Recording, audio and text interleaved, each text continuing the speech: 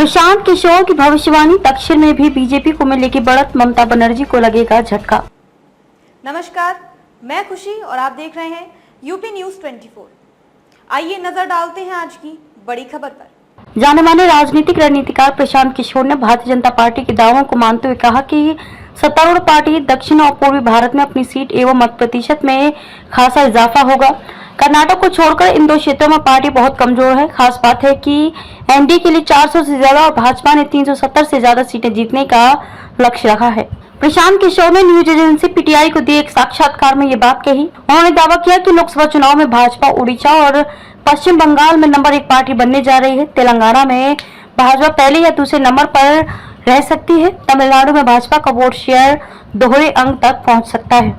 कुल 543 लोकसभा सीटों में से तेलंगाना, ओडिशा, पश्चिम बंगाल, तमिलनाडु, आंध्र प्रदेश, बिहार और केरल में 204 सीटें हैं। भाजपा 2014 या 2019 में इन सभी राज्यों को मिलाकर 50 सीटों का आंकड़ा भी पार नहीं कर सकी थी।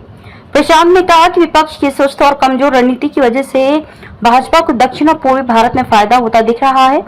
इन दो क्षेत्रों में 2019 के मुकाबले पार्टी के वोट शेयर और सीटें बढ़ सकती हैं। ये दो क्षेत्र ऐसे हैं जहां पार्टी की पकड़ कमजोर है, तो राहुल को कदम पीछे खींचने पर विचार करना चाहिए। इसके अलावा प्रशांत ने सुझाव दिया है कि यदि कांग्रेस को 2024 लोकसभा चुनाव में उम्मीद के अनुसार नतीजे नहीं मिलते हैं तो राहुल गांधी को अपने कदम पीछे खींचने पर विचार करना चाहिए।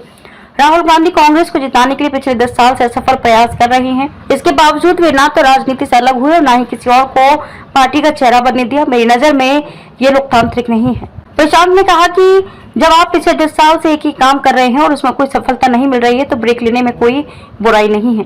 आपको उसे किसी और को 5 साल के लिए करने देना चाहिए। उन्होंने कहा कि पूर्व प्रधानमंत्री स्वर्गीय राजीव गांधी की हत्या के बाद सोनिया गांधी ने क्या किया।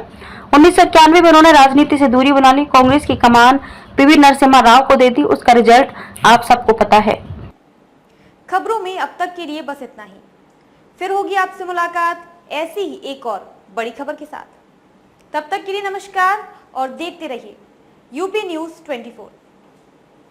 ऐसे ही लेटेस्ट अपडेट्स पाने के लिए हमारे चैनल यूपी न्यूज 24 को सब्सक्राइब करें और बेल आइकन दबाना ना भूलें, जिससे आपको लेटेस्ट अपडेट्स का नोटिफिकेशन मिल जाए।